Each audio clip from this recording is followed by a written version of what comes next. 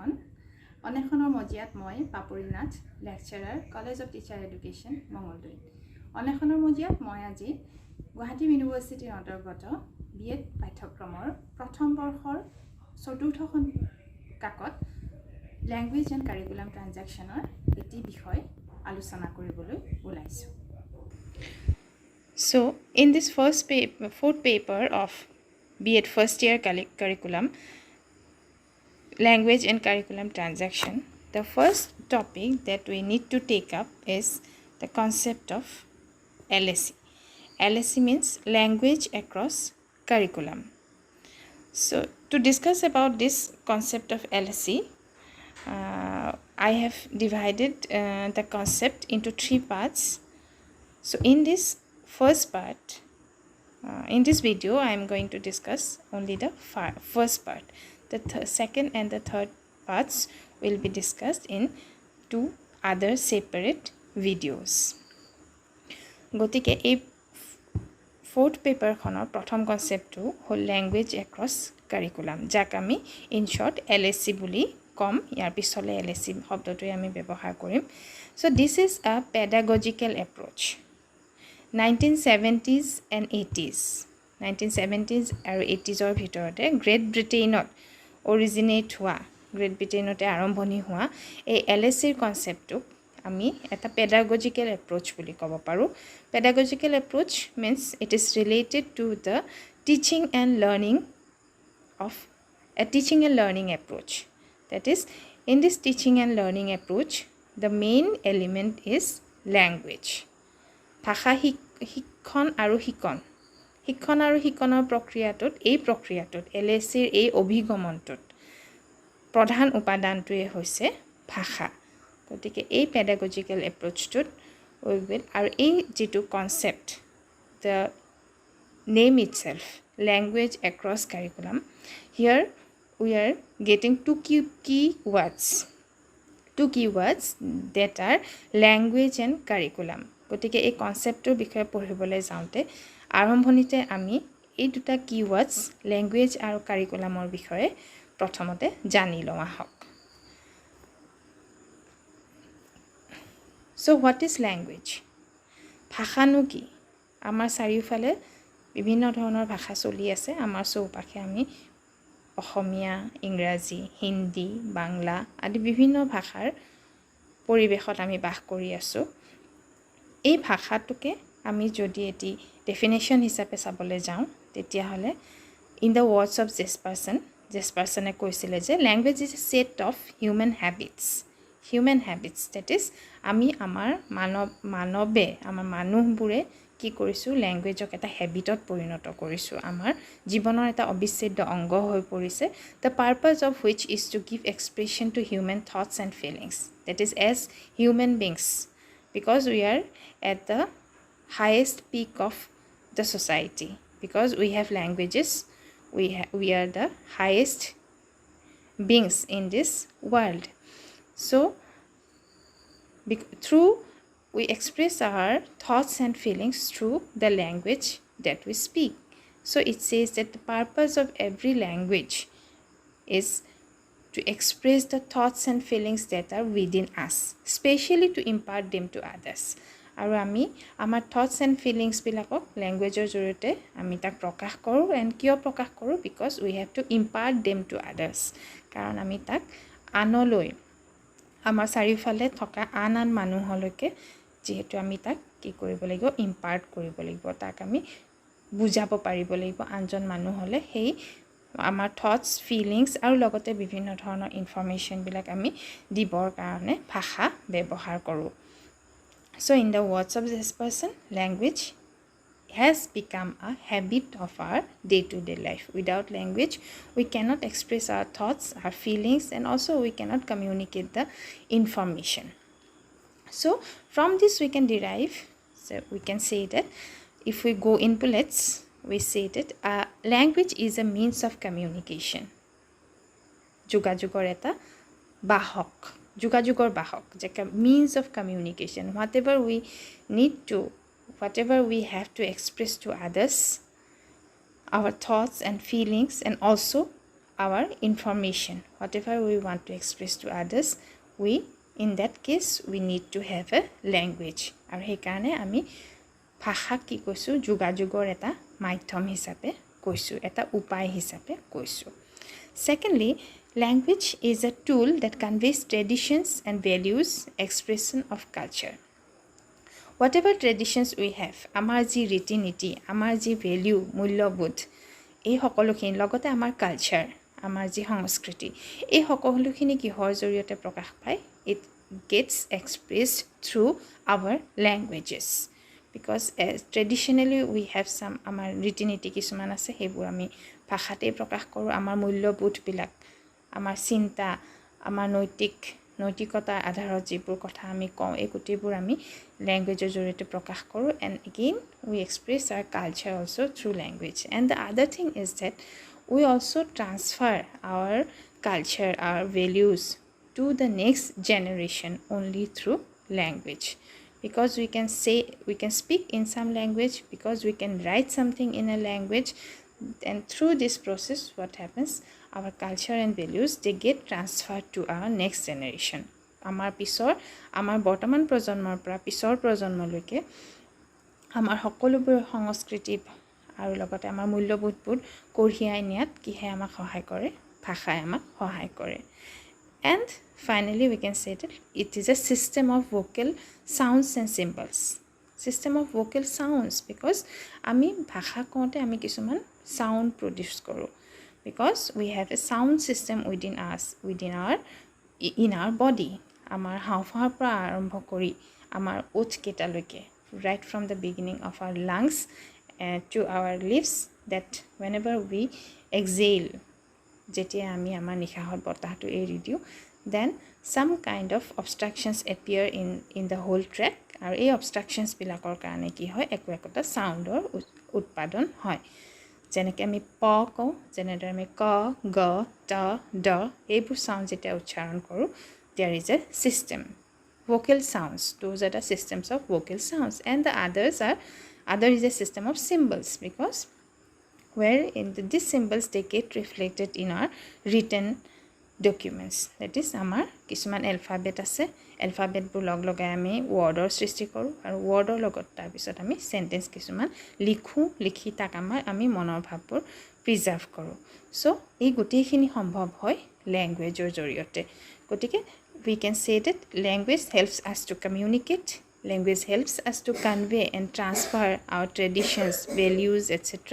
And also language is a system of sounds and symbols. So the second keyword in this concept of LSC is what is curriculum. Curriculum. যিকোনো এটা শিক্ষা ব্যৱস্থাতে আমাক কিহৰ দৰকাৰ? আমাৰ একোটা পাঠ্যক্ৰমৰ দৰকাৰ. গতিকে পাঠ্যক্ৰম বুলি কওঁতে, কাৰিকুলাম বুলি কওঁতে, B.Ed কোৰ্চৰ আন পেপাৰত আপোনালোকে পাঠ্যক্ৰমৰ বিষয়ে ডিটেইল পাব. পাঠ্যক্ৰমৰ বিভিন্ন ধৰণৰ প্ৰিন্সিপালছ পাব, বিভিন্ন ধৰণৰ এপ্ৰ'চেছ, কাৰিকুলামৰ বিভিন্ন ধৰণৰ টাইপছ আপোনালোকে পাব.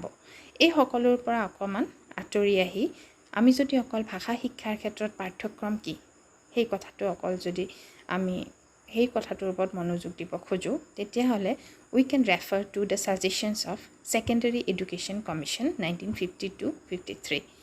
So এই কমিশ্যনখনে কি কৈছিলে?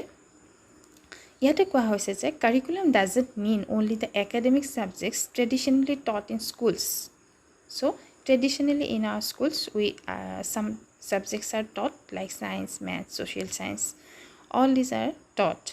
So it says that curriculum is not only those academic subjects, but includes the sum total of experience that a pupil receives through the manifold activities that go on in the school, in the classroom, library, laboratory, workshop, playground, and in the numerous internal contacts between teacher and the pupils. So apart from the academic subjects, in every activity in the school premises that takes on, that is sum total of experience.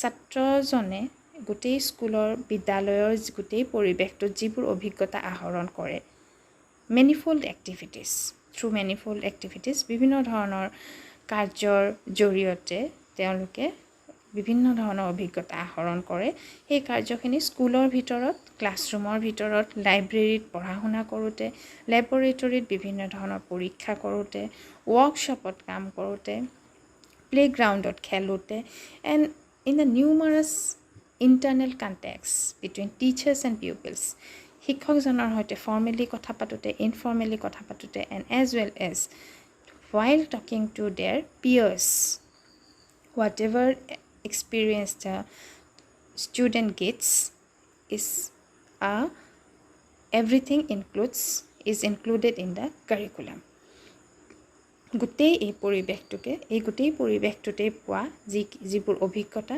যিবোৰ activity কৰে এই গোটেইখিনিকে একেলগে secondary education কমিশনে curriculum বুলি কৈছে আৰু আমি যদি এলএসিৰ কনসেপ্টৰ বিষয়ে ক'বলৈ যাওঁ কাৰিকুলামৰ লগত ভাষাৰ যি সম্পৰ্ক আৰু এই গোটেই অভিজ্ঞতাখিনিতে কাৰিকুলামৰ এই গোটেই অভিজ্ঞতাখিনিতে কি সোমাই থাকিব আমাৰ ভাষা বা ল্যাঙ্গুৱেজ ইউজ ভাষাৰ ব্যৱহাৰ সোমাই থাকিব গতিকে এতিয়ালৈকে আমি ল্যাঙ্গুৱেজ কি তাৰ কনসেপ্টটো ললো আৰু আমি কাৰিকুলাম কি তাৰ কনসেপ্টটো ললো এতিয়া to come to the main topic that is what is LSE language আৰু কাৰিকুলামৰ পৰা derive কৰি আমি এতিয়া LSE কি হয় সেই বিষয়ে অলপমান জানিবলৈ চেষ্টা কৰিম so what is LSE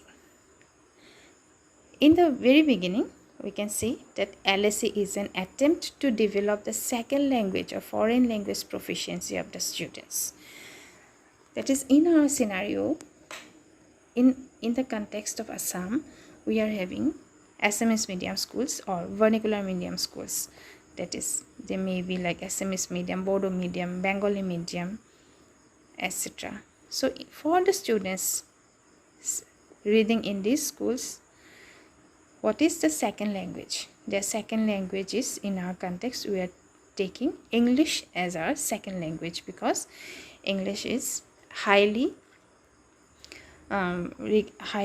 accepted language in the world and in the higher studies also while going out of your own place we always need English to be used that's why English in our context the second language or the foreign language is English so through the concept of LSE or the LSE approach it makes an attempt to develop the second language or foreign language proficiency of the students that is the child is ছাত্ৰজনৰ নিজৰ ভাষাটোত তেওঁলোকে পঢ়া শুনা কৰি থকাৰ পিছতো ইংৰাজীটোক আমি দ্বিতীয় ভাষা হিচাপে ব্যৱহাৰ কৰাৰ অতি প্ৰয়োজন আহি পৰিছে আৰু সেই ক্ষেত্ৰত LSE এপ্ৰোচে আমাক এই সেকেন্ড ল্যাঙ্গুৱেজটো ডেভেলপ কৰাৰ কথাটোৰ ওপৰত গুৰুত্ব আৰোপ কৰিছে